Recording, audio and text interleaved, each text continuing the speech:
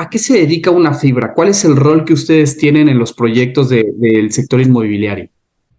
Este podcast está patrocinado por Ecolife, tu aliado experto en proyectos y soluciones con energía solar. Construyamos juntos la rentabilidad de tu empresa.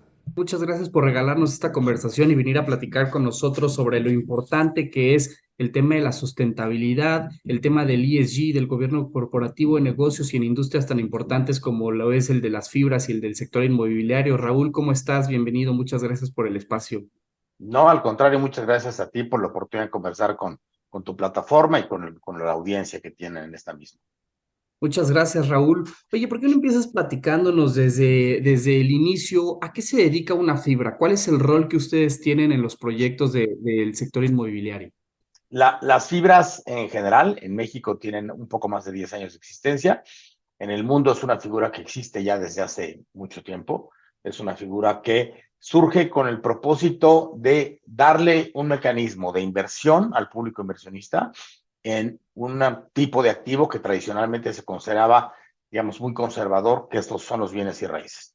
Pero históricamente la forma en la que las personas podían invertir en bienes raíces era siendo propietarios directos de algún bien inmueble y ellos decidían este bien inmueble de qué sector era o de qué características tenían, pero digamos su exposición era específicamente un inmueble como inversionistas que lo adquirían.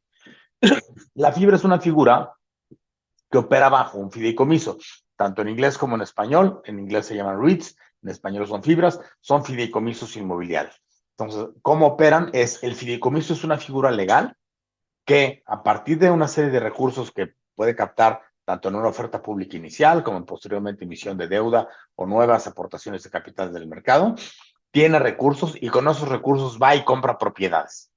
Esas propiedades pueden responder a diferentes tesis de inversión, donde puede estar muy especializado en un sector o puede estar invertido en muchos sectores, comprando propiedades, las administra, cobra rentas y como resultado de esas rentas obtiene una utilidad después de descontar sus gastos y esa utilidad es la que reparte en un equivalente de dividendos, que en el caso de las fibras no se llaman dividendos, se llaman distribuciones, a los inversionistas que tienen el equivalente de acciones, que en el caso de México se llaman certificados bursátiles. Entonces, esa es la figura. Una persona que compra papel de una fibra, que compra certificados de una fibra, lo que está haciendo de alguna manera es invirtiendo en el sector inmobiliario a través de ese vehículo que a su vez es propietario de distintos inmuebles. A nivel mundial ha habido, digamos, varias tendencias. Una tendencia son fibras generalistas, que pueden tener todo tipo de propiedades.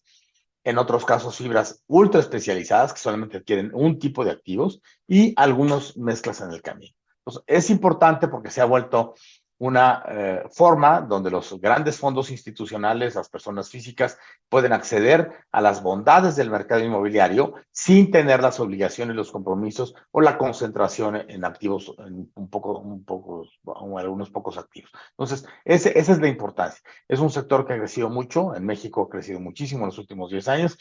En Estados Unidos es un sector extraordinariamente relevante en términos de las emisoras en ese país y es un sector que le da mucha profundidad y estabilidad a las potenciales inversiones que realiza el público inversionista en los distintos países.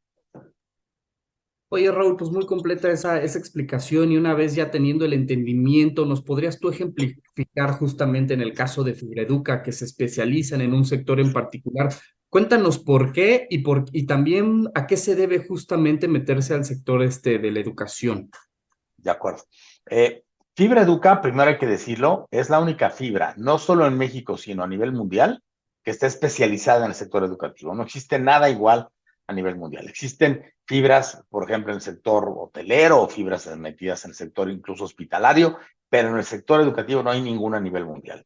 Creemos que este es un tema donde la forma en la que ha evolucionado el tema educativo ha propiciado que algunos inversionistas institucionales grandes no le entiendan bien a este sector subyacente y por supuesto, en este caso, que ahora te explico un poco el antecedente, un grupo que conoce la evolución y las perspectivas del sector educativo entendió la importancia de crear este mecanismo. Fibra Educa nace hace poco más de 5 años y medio, en junio, a finales de junio de 2018. Fue una oferta pública inicial, digamos, complicada por el momento. La fibra había pensado salir al mercado en el 2017, distintas razones, las condiciones de mercado, particularmente pues, temas con las bancas de inversión, hicieron que se fuera difiriendo este tema. Y la importancia de que se haya diferido en términos de la complejidad es que salimos muy cerca de la elección presidencial de México del 2018. Salimos 3 días antes de la elección presidencial. Entonces, ¿esto por qué es importante?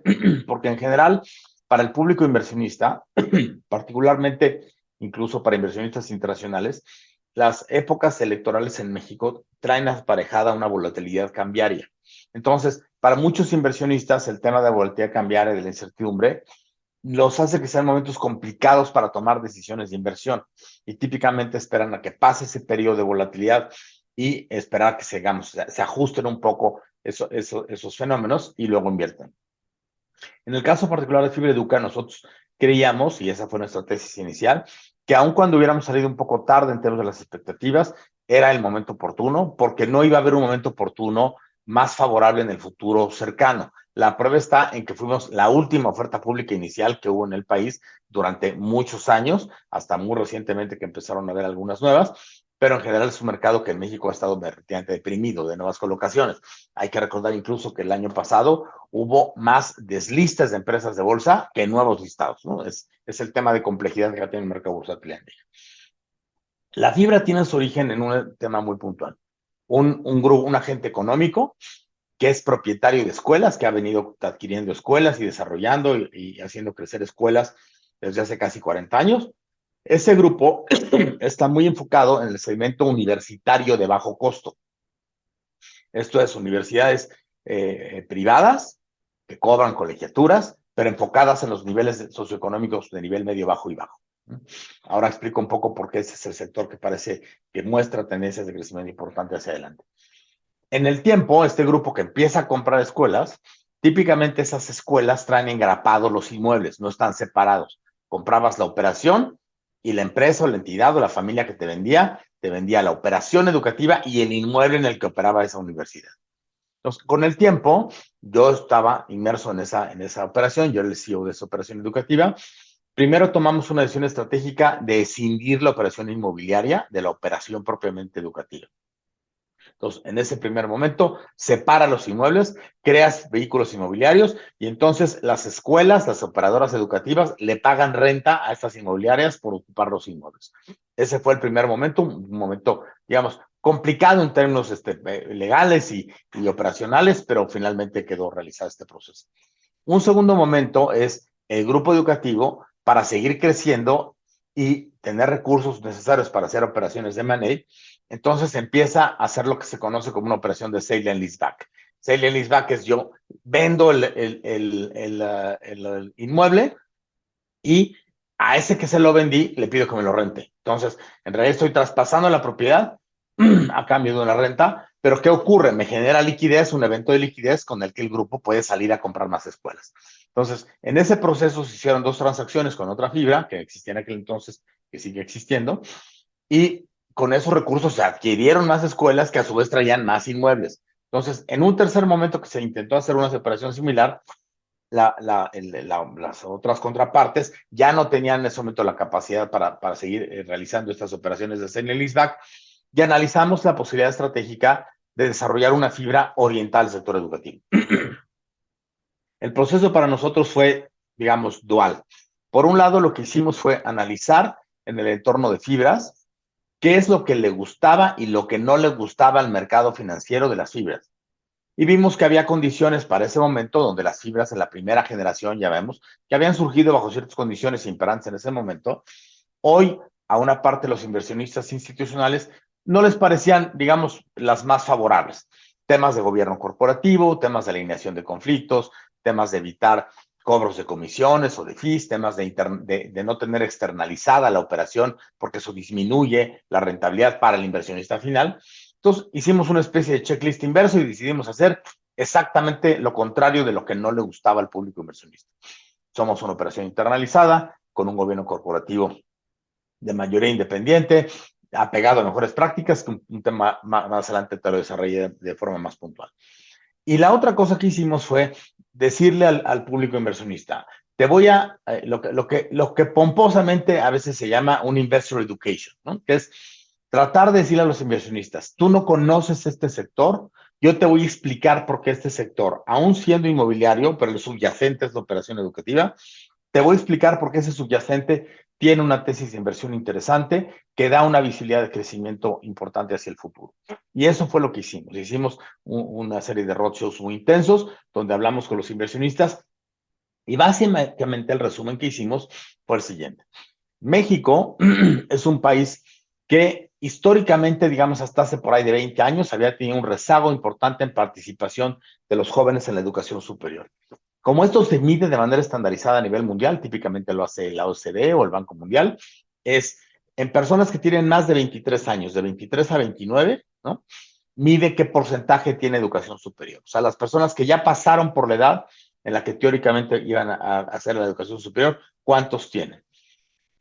En comparativo, como región, como organización, la OCDE ha pasado en los últimos 20 años de una tasa de participación del 27 al 47%. O sea, casi ha duplicado el porcentaje de personas en los países de la OCDE que hoy que acceden a la educación superior. En el caso de México, en el mismo periodo, se pasó de niveles del 17 al 27%. Entonces, México también presenta una aceleración, aunque, ¿qué quiere decir esto? Que todavía tiene un espacio de ampliación de esa participación. Cuando analizas los detalles puntuales de México, lo que ves es que hay una aceleración. La expectativa, de acuerdo con distintos organismos, es que México en las siguientes décadas alcance niveles más bien arriba del 35, cercanos al 40% de participación. Entonces, ahí por lo pronto lo que ves es mucha visibilidad de que va a haber una demanda por prestación de servicios educativos universitarios. Segundo elemento, ¿de qué tipo van a ser estos? En México, a diferencia de lo que ocurre en el resto de América Latina, la educación pública es la que es preponderante. En América Latina, en promedio, la participación del sector público en la educación es como del 30 al 40%. La privada es del 70-60%. En México es al revés. En México, la participación del sector privado era más o menos como del veintitantos por ciento, ahorita anda como en el 36%. El remanente es educación pública, ¿no? Entonces, eso implica que tienes una baja participación del sector privado que ante potenciales tendencias de crecimiento tiene una capacidad de expansión, ¿no? Y un tercer elemento muy importante es que en México, como en otras economías latinoamericanas y emergentes que enfrentan condiciones fiscales similares, lo que observas es que la capacidad fiscal del Estado federal, de los estados, de los municipios, de las entidades federativas de México, para con recursos fiscales apoyar el crecimiento de la oferta de servicios educativos es extraordinariamente limitada. Entonces, déjame ponerte un ejemplo puntual. La UNAM, que es la universidad pública más grande de México. La UNAM pasó en los últimos cerca de 30 años de aceptar a cerca del 30% de las personas que aplicaban el examen de admisión entraban a la UNAM, ¿no? Ya sea a la prepa o a la universidad. En los últimos años, lo que has visto es gradualmente y aceleradamente una caída que llegó de niveles del 20 a niveles del 9, 8,5% de aceptación. La pandemia generó un brinco porque la UNAM tuvo en los hechos, digamos, pérdida de matrícula en algunas facultades, lo que abrió nuevos espacios que permitió que tuvieran una incorporación mayor durante el periodo del 20 y el 21. Pero rápidamente estamos viendo que converge nuevamente esta cifra a niveles del 9% y que incluso probablemente empiece a caer. Entonces, ¿qué es lo que estás viendo? Esta conjugación de elementos. Tienes un crecimiento esperado de la demanda de servicios educativos. Dos, una participación muy relevante del gobierno, pero que no puede crecer más. Entonces, esa demanda excedente la tiene que atender alguien. ¿Quién será? El sector privado. Y otro componente muy importante es que el único el grupo que está creciendo en esa participación son los segmentos de nivel de ingreso bajo y medio bajo. ¿Por qué? Es un tema que tiene que ver incluso con una tendencia sociodemográfica. Las familias de mayor nivel de ingreso, digamos los deciles de hogares del 8 al 10 en México, esas familias tienen ya muchas décadas teniendo pocos hijos. Entonces, la contracción de la población en los segmentos de mayor nivel de ingreso ha ido creciendo, decreciendo. Consecuentemente, esas familias tienen 1, 2 hijos y esa es la demanda que existe en universidades privadas de costo alto. En las familias de menor nivel de ingreso, la tendencia de reducción de la tasa de natalidad fue más tardía. Y tienes consecuentemente grupos más grandes de población que al estar aumentando la participación en la educación superior representan grupos más grandes de estudiantes demandando servicios educativos, pero son los deciles de nivel de ingreso medio, bajo y bajo. ¿Qué es un elemento importante a analizar? La pirámide poblacional, que pues ahora está mal que digamos pirámide, antes sí era una pirámide, ahora tiene más bien una forma, más bien como una especie como de nabo saliendo de la tierra, una cosa así. Lo que ves en México es que el primer corte demográfico, grupo etario, que es más chico que el anterior, el primero donde hay una inflexión, digamos, en tamaño, es el que apenas el que tiene entre 4 y 9 años. ¿Qué quiere decir eso? Que todos los grupos que son arriba de 9 años, todos esos grupos son más grandes que el inmediato anterior generacionalmente, y eso está presionando por servicios educativos. Pero además, aunque empieza a decaer la población, como aumenta el porcentaje, digámoslo de esta manera, si tú tenías una participación de 20 sobre 100%, pues tenías una demanda efectiva de 20. Ahora lo que está ocurriendo es que va a empezar a decaer la población y la población ya no va a ser de 100, digamos, la población demandante va a ser de 80, pero el porcentaje de participación se acerca al 40. Entonces, de manera efectiva son 24, ya no son 20. Entonces, sigue creciendo en el absoluto la masa de personas que va a demandar servicios educativos, particularmente de educación superior, otra vez en los segmentos de nivel de ingreso medio, bajo y bajo. Hay un estudio del Banco Mundial muy completo, lo hizo en 2 momentos, que se refiere al estado de la educación superior en América Latina y el Caribe, y claramente te dice que los sectores que están creciendo son esos. ¿Por qué? Porque se tienen que adaptar a las demandas del mercado laboral. Entonces, perdón por esta muy extensa explicación, pero la fibra lo que vio es esa oportunidad. Es un segmento que nadie atiende, porque nadie está comprando propiedades educativas. Es un segmento que el subyacente, o sea, la actividad detrás de la parte inmobiliaria, tiene una visibilidad de crecimiento muy constante en el tiempo, que hay fundamentales de crecimiento muy claros, no medidos por nosotros, sino por organismos internacionales que analizamos frecuentemente. Y eso le da una solidez importante. En lo individual como fibra, ¿qué ocurre? Que como fibra, al ser la única que conoce con ese detalle el sector, conocemos con mucha más anticipación oportunidades de compras de inmuebles, conocemos los fundamentales del subyacente de la operación educativa y sabemos qué comprar, y eso nos da una ventaja respecto de otros sectores donde la competencia entre potenciales compradores de inmuebles es mucho mayor. Entonces, dicho de otra manera, tenemos mejor visibilidad para comprar mejores oportunidades. Como hay menor competencia por adquisiciones de activos, los podemos comprar a un mejor precio. Y eso que se traduce en rentas de mercado que te generan lo que se conoce como cap rate, que es la tasa de capitalización de rentas, que es el equivalente del retorno para el inversionista, que se traduce en retornos más favorables para los inversionistas. Entonces, esa, digamos, es de manera personal muy extensa lo que vimos en la fibra, por qué decidimos crearla, cuáles son los subyacentes de crecimiento del sector y por qué esta fibra hoy, a 5 años y medio, es la tercera más grande de México por valor de capitalización de mercado. No, excelente esa gran explicación, una fotografía muy completa para entender justamente el terreno de juego, Raúl. Y yo quisiera platicar un poquito sobre tendencias y escuchar tu opinión sobre un par de tendencias. De entrada, el tema de la digitalización muy acelerado en el tema de la pandemia. Esto es un reto cuando hablamos de invertir en inmuebles, cuando vemos ya universidades que le apuestan al tema del e-learning y luego también unas neouniversidades que a lo mejor no están en el portafolio, pero que pues ya prácticamente son universidades y no hay infraestructura, o a lo mejor es un salón muy reducido porque para ciertos ejercicios, pero ya mucho se hace en el formato Digital. digital. Esto es una oportunidad, es un reto, ¿cómo afecta a las operaciones? Primero, déjame ponerlo en contexto, porque claramente esa es una pregunta que nos han venido haciendo los inversionistas desde el momento de surgimiento de la fibra. La respuesta, digamos, en varios componentes es la siguiente. En muchos países, la evolución de la oferta digital de servicios educativos ha sido muy notoria. Pero, ¿cuál es el tema más importante en una economía como la mexicana? Hablando otra vez del segmento al que vamos dirigidos, los niveles de ingreso medio, bajo y bajo. ¿Qué es lo que ocurre? Tú puedes digitalizar la oferta, pero si del lado de la demanda los estudiantes no tienen anchos de banda, equipos mínimos que les permitan darle seguimiento a la educación, entonces tienes una limitación para que accedan a esos servicios educativos. Pues ese es un tema importante. En ciertos países de Asia, cualquier chavo puede tener un ancho de banda que va a ser del triple del que nosotros tenemos en nuestra casa pagando la cuota más alta. Y van a tener un dispositivo muy barato que de manera muy eficiente les permite tomar esa oferta de servicios educativos. Ese es un primer tema que en México carecemos. Para ponerlo en contexto, durante la pandemia el INEGI hizo un estudio donde te preguntó muchas cosas, pero particularmente preguntó con qué de este equipo estudiaban los jóvenes que masivamente se tuvieron que migrar a la educación digital durante 24 meses en la pandemia.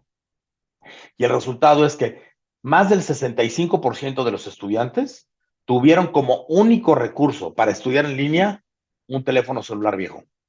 Entonces, eso te habla de la muy limitada capacidad que tiene el mercado en México, hablando sobre todo de esta parte mayoritaria, que son los segmentos de nivel de ingreso medio, bajo y bajo, para tener recursos que les permitan aprovechar la educación digital.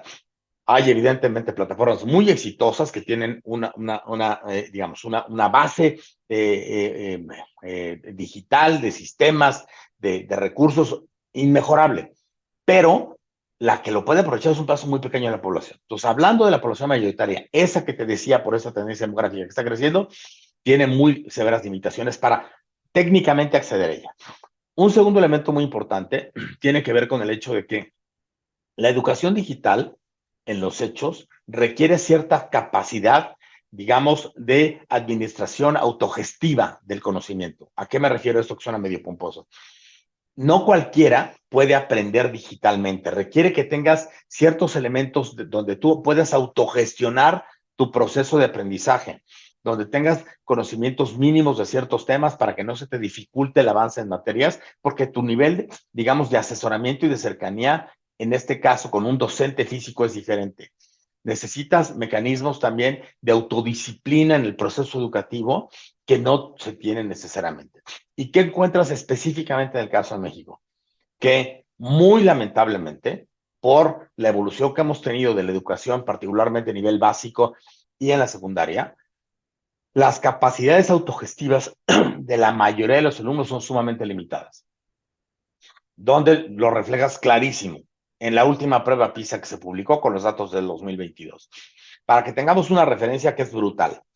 El, el, 20% de los alumnos con mejor nivel socioeconómico en México tienen en calificación de matemáticas menor calificación que el 20% de los alumnos con mejor nivel socioeconómico, con peor nivel socioeconómico de Vietnam. Entonces, digamos, los que potencialmente en México podrían tener los mejores recursos para aprender, que es ese 20% de los que están en mejores condiciones de nivel socioeconómico, saben menos utilizar la información y el conocimiento matemático que el grupo económicamente más débil de Vietnam. Eso te habla del enorme gap que tenemos a nivel educativo.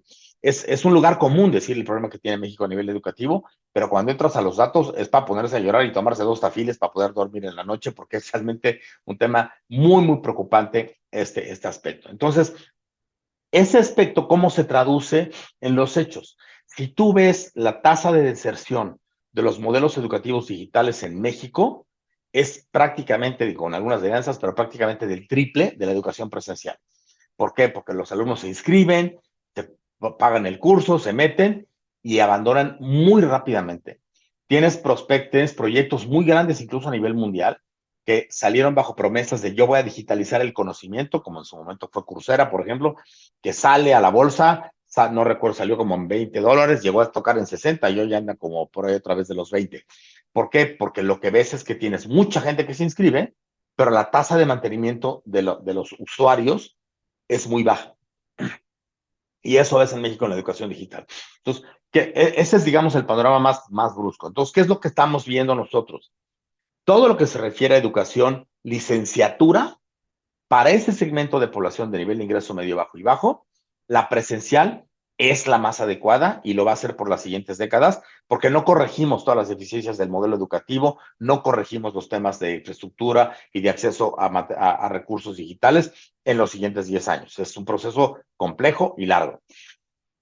Donde sí lo estamos viendo es en dos niveles. Educación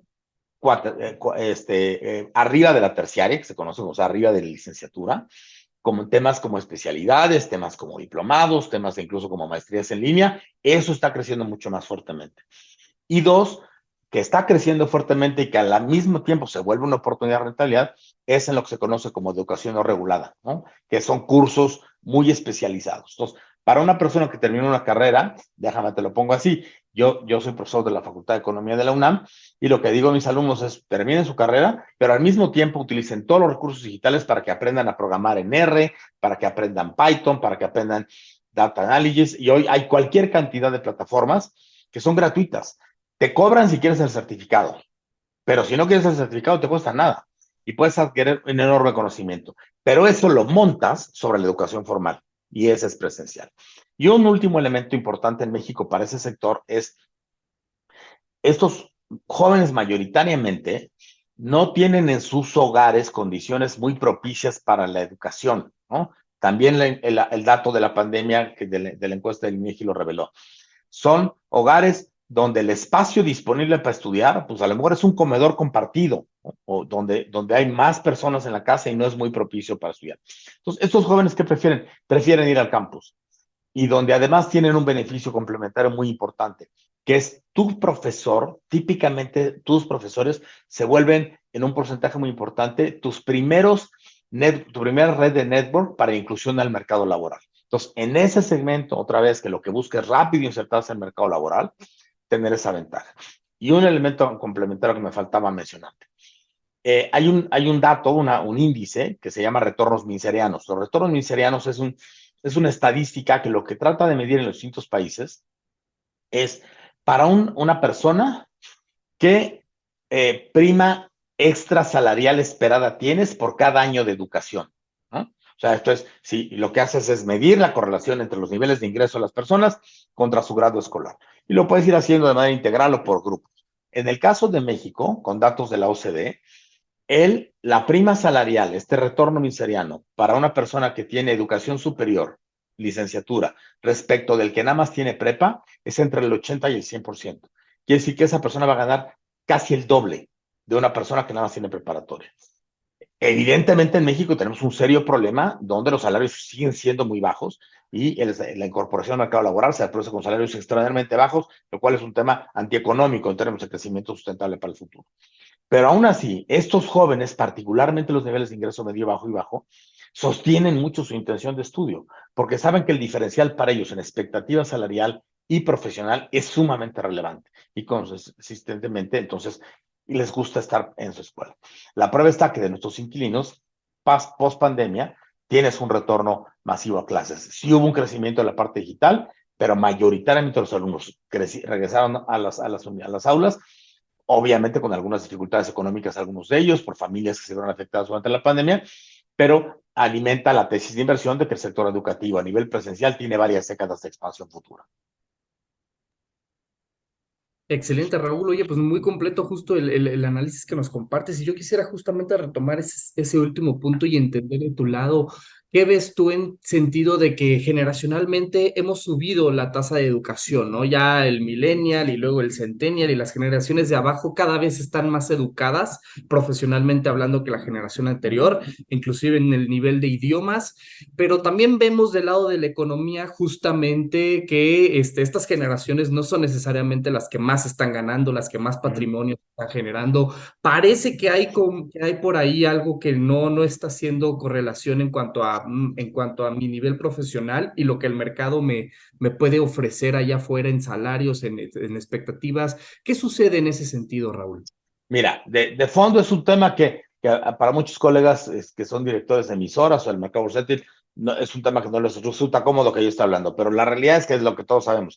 Vivimos en un país extraordinariamente inequitativo, ¿no? Tiene niveles de desigualdad brutales, prácticamente para algunos niveles de economías con muy inferiores niveles de desarrollo que la tiene México. A México se consideran las economías emergentes más avanzadas y tenemos niveles de igualdad de economía de algunos niveles de países del Caribe o de África. Entonces, tienes ese primer elemento importante que es un freno. olvidemos, si quieres, un poco, digo, no por dejarlo de lado, sino para hablarlo en un término técnico. Olvidemos el tema de un tema de justicia. Es un tema antieconómico. En un país como México, cerca del 80% del PIB lo explicas por el consumo interno, o sea, la proporción, no quería que se alimente directamente, pero si tú ves el consumo interno y lo ves, lo mides contra el PIB, pues equivale al 80% más o menos. Eso en una economía donde tienes 60% de la masa salarial es informal, donde tienes una población que más del 40% de las personas en este país o de los hogares tienen niveles de ingreso que son sumamente precarios para acceder a los niveles mínimos de bienestar. Si tú tuvieras un reequilibrio en ese sentido, lo que le generas es un empujón al crecimiento económico brutal. ¿Por qué? Porque cada punto porcentual que tú le agregues de valor, de capacidad de consumo a esos segmentos mayoritarios, es un boost al PIB, ¿no? Digamos, puesto así muy rápidamente sobre la mesa. Por cada peso que tú le agregues de capacidad de consumo en esos sectores, estarías repercutiendo casi en 70 pesos, digo, en 70 centavos el crecimiento del PIB, ¿no? Entonces, tienes ahí un factor de crecimiento importante que no hemos resuelto. Tiene que ver, sí, con salarios, tiene que ver con capacidad de crecimiento, pero sobre todo tiene que ver con la generación de empleos bien remunerados, que tú señalabas, empleos estables, empleos que generen contribuciones a la seguridad social. Y ese es el reto grande que tiene México. Por eso vemos ese desfase.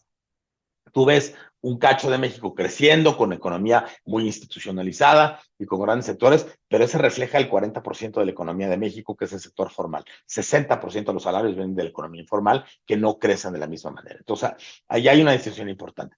¿Por qué nos regresa al tema de educación? Porque históricamente, de acuerdo con muchos estudios, con los grandes expertos en temas de pobreza a nivel mundial, con un premio Nobel de Economía que se llama Angus Deaton, que son los mayores expertos en temas de pobreza, la educación sigue siendo y será la clave fundamental de la movilidad social y del crecimiento económico, ¿no? En la medida que tú agregas este capital de desarrollo educativo a las personas, su capacidad de inserción al mercado laboral es mejor, su contribución a la productividad es mejor y las empresas entonces generan mayor rentabilidad que consecuentemente la pueden traducir en mejores recursos. Entonces, el tema se vuelve importante porque si le apostamos a la educación, sigue siendo un factor fundamental para el crecimiento futuro, que toca además un tema que seguramente platicaremos un poquito más adelante con el tema de la sostenibilidad.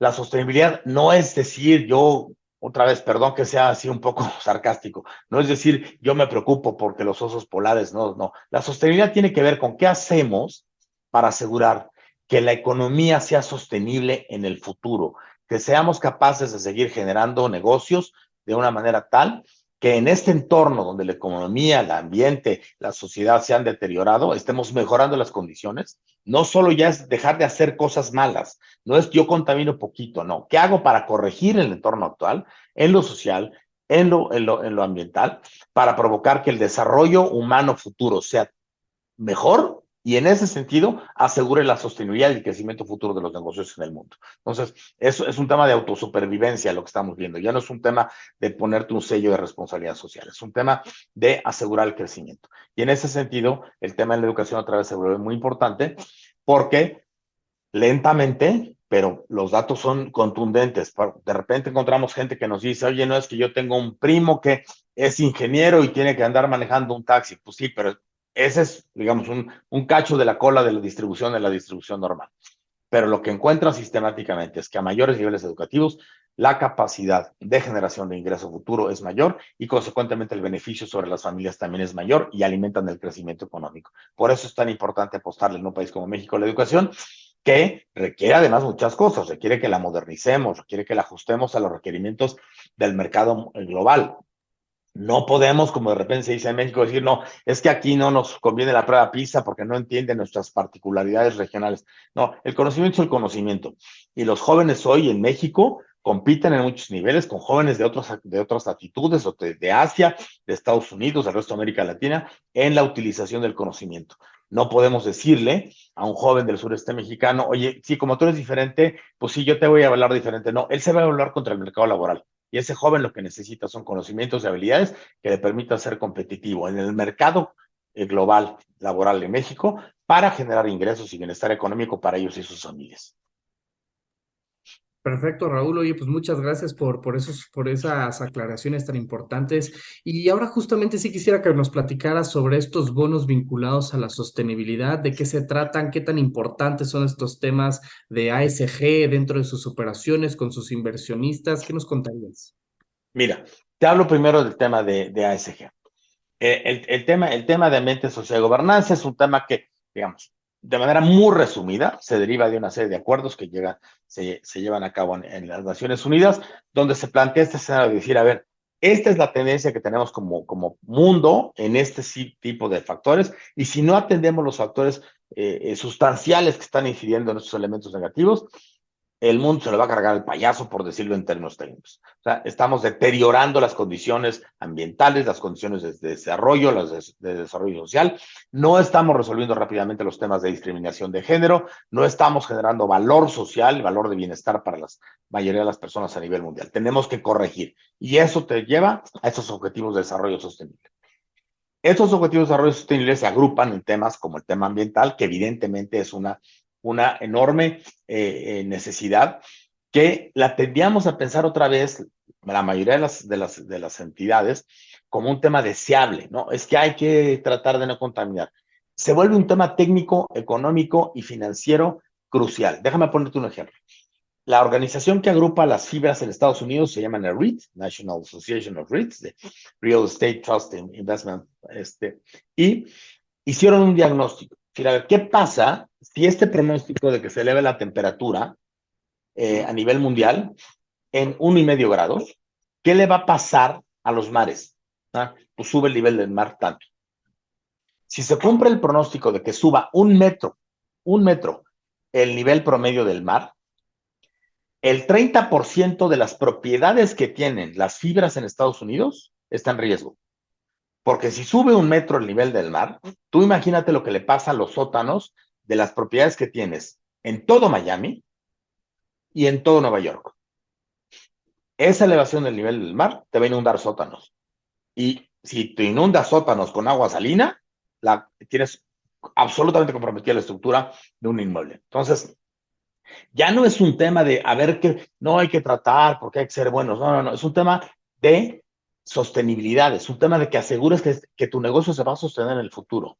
Entonces, hoy los REITs en Estados Unidos tienen clarísimo este tema. En México no lo tenemos tan claro, también porque la estructura de distribución de las zonas de concentración inmobiliaria es diferente y lo tenemos mucho más centrado, a diferencia de Estados Unidos, que está muy en las costas. En México lo tenemos más bien hacia adentro, Monterrey, Ciudad de México, Guadalajara, ¿no? Pero hay otra serie de factores como el tema del cambio climático que acentúan el tema, por ejemplo, de la intensidad de fenómenos climáticos como el huracán que acabamos de ver en Acapulco. No podemos perder de vista que el huracán Otis que le pegó a Acapulco, en muchos sentidos es atípico. Es el primer huracán, yo no sé en cuántas décadas, que le pegó directo a la población. Cuando tú ves huracanes que han habido en el Caribe, en Miami, son huracanes que pegan brutalmente en Nueva Orleans, pero pegan a 20, 30, 40 kilómetros de la ciudad.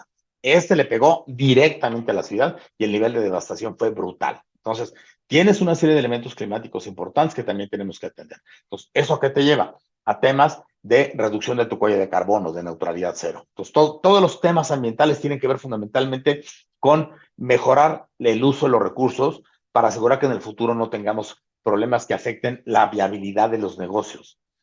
¿Qué estamos haciendo en ese capítulo particular nosotros? Estamos haciendo dos cosas. Estamos avanzando en un programa de certificación de nuestros inmuebles para asegurar en el tiempo que los inmuebles se van certificando de forma tal que tengan certificación de inmueble con un uso eficiente de energía, ¿no? Estamos utilizando niveles de certificación H y H Advanced que te los califica un tercero. Ya no estamos diciendo aquí, yo digo que yo soy bueno, no. Viene un tercero, me hace una evaluación, me hace una verificación periódica y me dice efectivamente que tu inmueble tiene niveles de eficiencia energética, tiene niveles adecuados de utilización de residuos, de disposición de residuos, de utilización de agua. Entonces, eso estamos haciendo como una muestra de que vamos para allá. Dos, tenemos un programa muy agresivo para los siguientes años de instalación de paneles fotovoltaicos para sustituir el consumo de energía fósil por energías limpias mediante autogeneración. La mayoría de la energía eléctrica que usamos en el país, cuando una escuela o una casa o una oficina le prende a la switch, viene de combustibles fósiles producidos por CFE.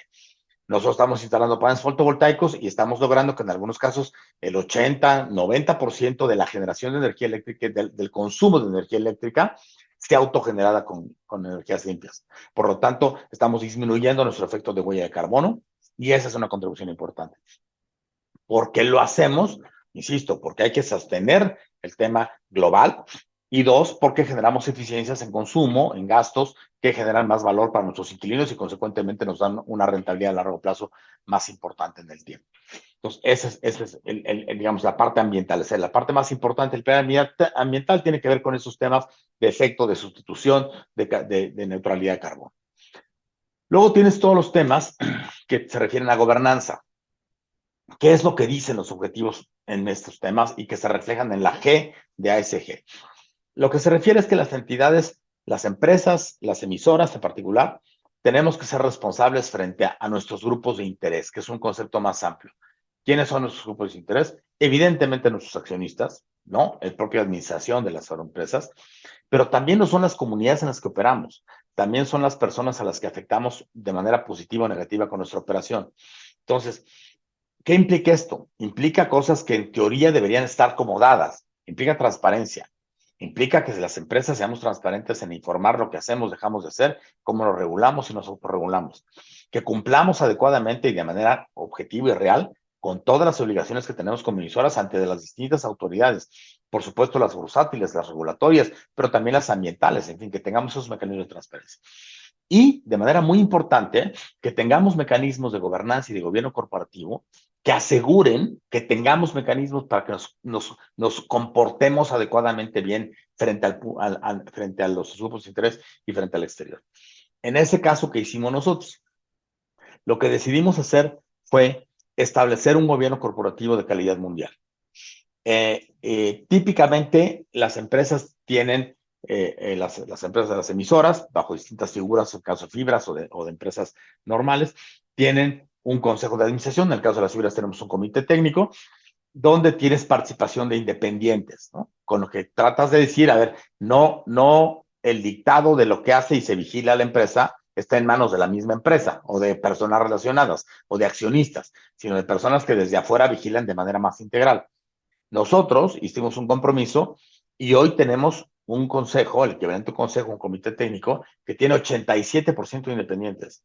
Esto es, solo 23% de los participantes son de relacionados con la empresa o con los socios. Los demás son independientes, genuinamente independientes, personas con experiencia, capacidad de sectores educativos, inmobiliarios en temas de sostenibilidad, que le agregan valor a la empresa, pero al mismo tiempo vigilan de manera independiente que la empresa esté caminando como debe ser y cuidando los temas, particularmente los de ESG. Ese es un primer tema. Además, llevamos a cabo una serie de cosas. Por ejemplo, tomamos una fibra que tiene un mecanismo de protección a derechos de minoría. Un tema que le importa a la gobernanza es muchas empresas, pues sí, tienen muchos accionistas, pero los que tienen la participación mayoritaria deciden qué hacer. En este caso, establecimos una provisión, un candado, que hace que el mayoritario, en caso de voto en la asamblea, si la mayoría de la minoría opina en contrario, lo vuelve mayoría, le cede los derechos de mayoría a la mayoría de la minoría. Entonces te quitas el derecho de imponer tu voluntad como mayoritario. Eso es un tema extraordinariamente novedoso que no tienen muchas emisoras ni en México ni a nivel mundial. Porque le estás diciendo a los inversionistas, aunque tú tengas una representación minoritaria, yo no te voy a imponer decisiones que vayan por encima de tu interés. Y eso es un tema de gobernanza muy importante.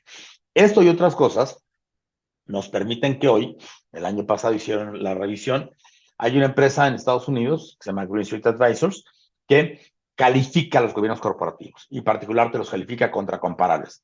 El resultado de esta evaluación del año pasado es que con los datos que nos dieron hacia finales del año pasado, si fuéramos un REIT norteamericano, una fibra americana, de las varios cientos que existen, seríamos la sexta mejor calificada en materia de gobierno corporativo. Entonces, para nosotros eso sí es un compromiso y porque creemos firmemente que el tener un buen gobierno corporativo no te resta, te suma, te permite generar mejores estrategias y dar mayor visión de sostenibilidad en el tiempo.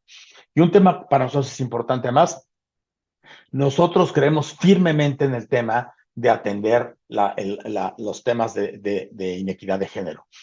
El 50% de nuestros consejeros independientes son mujeres, porque creemos firmemente en que no es un tema de cuotas, es un tema de romper estas barreras que impiden la incorporación de más mujeres en los órganos de dirección de las empresas. Es una empresa que tiene una participación muy importante en, sus mecanismos internos, en el personal que son mujeres. A nivel directivo, cerca del 35-40% de los directivos son mujeres, y en nivel de consejo, 50% de los independientes son mujeres. Creemos firmemente, ya hay mucha investigación al respecto, que las empresas que tienen más participación de mujeres en su board tiendan a tener mejores resultados y rentabilidad, incluso a nivel de indicadores bursátiles. Entonces, creemos en ese tema y por eso lo estamos haciendo, porque también es un tema fundamental, no otra vez, no, de justicia, por supuesto, pero también económico. Si en este país las mujeres participaran con 10 o 15% más en el mercado laboral, en condiciones de equidad, eso solito representaría como 3 puntos de crecimiento adicional del PIB. Entonces, tenemos que ir rompiendo estos temas, que no es un tema de modas, no es un tema de agendas, es un tema real de generar mejores equilibrios y equidad en todos los factores del país. Entonces, en este tema, la parte de gobernanza también la tenemos muy sólida. Y en la parte social es un tema donde a la mayoría de las emisoras les cuesta trabajo entender qué hacen. Para nosotros fue muy claro que siendo una empresa que está vinculada con la operación educativa en los niveles de ingreso medio, bajo y bajo, evidentemente el tema educativo era fundamental. Y lo que creamos fue un pilar en la parte social, que tenemos un programa de becas con orientación de género, 70% de las becas van hacia mujeres, donde tratamos de impulsar carreras de áreas STEM, carreras de ciencias de la salud, y estamos beneficiando a mujeres, porque además sabemos que el impacto otra vez en temas de sostenibilidad es con reproducción de valor en esas comunidades, en esos hogares y generación de menores niveles de inequidad, aunque sea en una pequeña proporción, y nuestro pilar social también es muy importante. Dicho todo lo cual, lo que hicimos con estos bonos es, tú cuando emites bonos, hay bonos normales, ¿no? Y bonos etiquetados. Dentro de los etiquetados hay, por ejemplo, bonos verdes, que el dinero que tú levantas lo ocupas para algo que tiene que ver directamente con algún tema ambiental. Hay bonos azules que tienen que ver con un tema directamente relacionado con el agua. O hay bonos vinculados a la sostenibilidad, que es el caso de nosotros. Ahí lo que haces es decir, yo capto recursos del mercado para hacer mis compras normales, para hacer mi actividad normal. Pero te demuestro a ti, mercado, que tengo una serie de indicadores, de objetivos y de compromisos medibles y auditables en materia de ESG. ¿Qué hicimos? Decirle, emito este bono y tengo una serie de indicadores. Si no cumplimos esos objetivos, todos, no uno por uno, todos los tenemos que cumplir, entonces al inversionista le pagamos más retorno, más rendimiento. O sea, estamos poniendo nuestro dinero donde está nuestro hocico. Si decimos que vamos a cumplir objetivos en materia de sostenibilidad, eso, si no lo cumplimos, genera un efecto negativo y un premio para el inversionista. Entonces, eso para nosotros es importante porque somos la única emisora recientemente que ha emitido bonos orientados a la sostenibilidad, no con uno, sino con 3 indicadores de desempeño, 3 KPIs, y uno de ellos es un tema social, que es el programa de becas. Entonces, estamos creando toda una estrategia, digamos, de fortalecimiento de los temas de ASG, que otra vez, sí es un tema importante, sí es un tema deseable, pero es un tema de sostenibilidad de negocio en el futuro y es un tema que garantiza la rentabilidad presente y futura de las organizaciones y de Fibra Educa en el tiempo, que asegura además mejores condiciones con un impacto más favorable para la economía del país. Raúl, pues muchas gracias por visibilizar temas tan importantes y sobre todo, pues esos datos que refuerzan que justamente no son ideas del momento, no son modas, sino que son precisamente tendencias muy importantes en los negocios. Y ya por último, quisiera escuchar un poquito de ustedes hacia dónde van. Vemos que traen en su portafolio 25 inmuebles universitarios, 5 de oficinas, 35 de centros de aprendizaje. Cuéntanos hacia dónde van. ¿Cuáles son los proyectos que te emocionan cuando se sientan con sus inversionistas? Pues, ¿qué es lo que ustedes ven en el futuro? Tenemos, digamos, varias vertientes. La primera vertiente es continuar creciendo, adquiriendo inmuebles educativos en los segmentos que sabemos que están creciendo, con operadores educativos que son ordenados, rentables y con la misma visión estratégica de crecimiento hacia el futuro.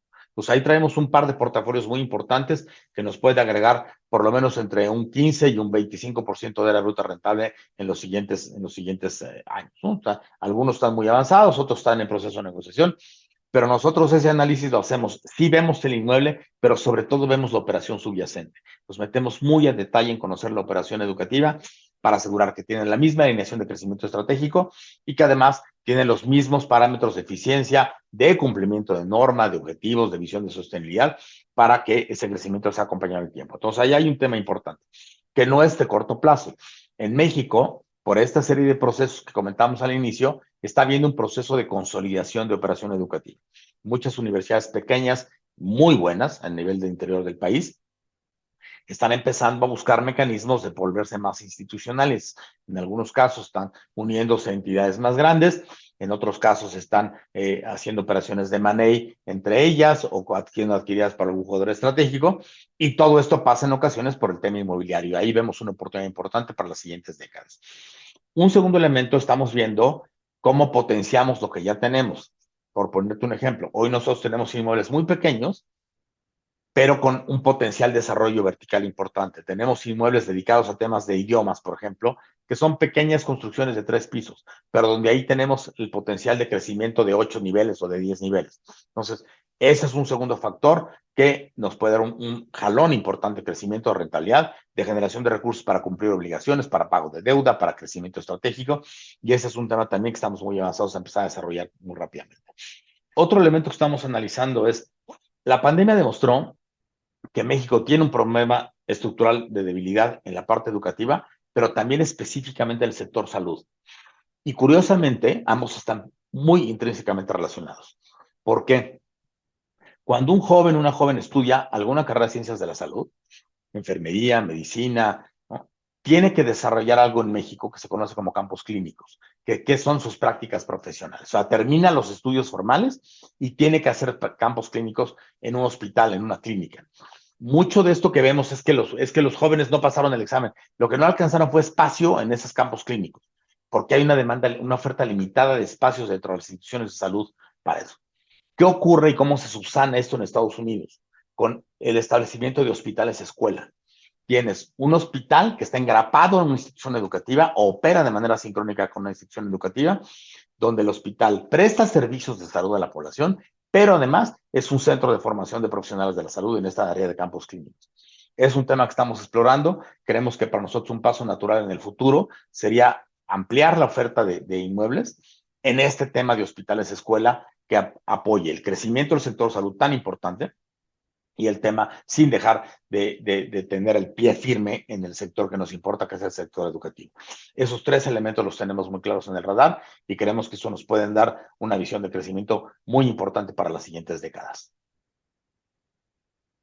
Excelente, Raúl. Oye, pues yo quisiera agradecer mucho la conversación que nos regalas. La verdad es que en lo personal aprendí muchísimo sobre todo lo que está sucediendo en el mercado, hacia dónde van ustedes, las tendencias, los retos, las oportunidades. No sé, de tu lado traigas algún mensaje final, alguna conclusión. Mira, decirte en primer lugar que es muy importante lo que hacen ustedes, ¿no?, y sobre todo que lo hagan gente joven, porque estos retos a quienes más les van a pegar son a los centennials y a los millennials. Son los temas que tienen que entender y son los que están padeciendo muchos de los problemas que este mundo está generando. Problemas de vivienda adecuada para los jóvenes millennials y en el futuro los centennials. Problemas en relación con el ambiente, problemas relacionados incluso con la polarización social derivada de temas frecuentemente de esta inequidad a nivel económica. Entonces, en la medida que haya foros como el que ustedes patrocinan, con el que ustedes dirigen atinadamente, donde se puedan discutir con información real, con información cierta, con información debatible, pero corroborable, todos estos temas, creo que más jóvenes van a entender la importancia de su rol en el futuro. Hoy, en algunos jóvenes, pareciera que hay esta visión como un poco de desesperanza, díjole, las cosas están bien descompuestas y yo no sé dónde participo. Simplemente informándose, participando después con decisiones en el mercado laboral, se vuelve un tema extraordinariamente importante. Pero al mismo tiempo, como tú bien lo decías, es darle visibilidad a estos temas. No son modas. Hablar de temas de género no es una moda, no es una agenda de género. Es un tema fundamental. Hablar del crecimiento de acciones que permitan abatir la inequidad y la desigualdad es un tema fundamental de sostenibilidad para nosotros y nuestras familias en el futuro y de supervivencia y de potencial crecimiento importante de la economía. Hay condiciones muy importantes hoy para México, como el tema de nearshoring, que va a generar oportunidades en México.